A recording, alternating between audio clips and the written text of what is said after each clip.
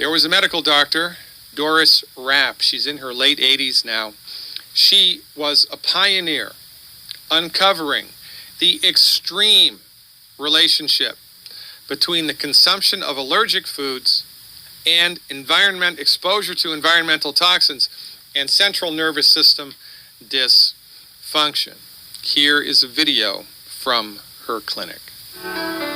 We'd now like to show you how some children change in behavior, in activity, and in appearance because of some environmental factors. The first youngster we want to show you is a little 3-year-old boy, and we're going to see what happens to him after he drinks orange juice. Isn't it surprising that he changes this much, this quickly, and in this way? Now let's look at this 5-year-old boy who is being tested for chlorine. Notice how nice he is before he's tested. He's adorable. And now look at him. He's trying to bite his father. He's actually frothing at the mouth. He's trying to hit his dad. He's hollering. He's uncontrollable. Would you believe that this could happen to a youngster from one drop of a chlorine allergy extract? Now let's look at this little 3-year-old boy. He's going to eat some sugar cubes. He eats about 6 or 8 of them. And within 20 minutes, look at what happens to him. He's obviously irritated, he's angry, he is not acting the way he should. And when we give him the correct dilution of sugar, look at him. He's adorable. Now let's look at this 8-year-old boy. He's being tested with an allergy extract for strawberry. Look at how he acts. He is so angry. He almost looks demonic. He wants to bite his mother. At one point he put his finger in her eye and he said, "Fine." Let's look at this youngster. We're testing this boy for sugar. His mother has to physically hold him down because he's trying to bite her, he's trying to hit her. What do you think would happen if she let loose?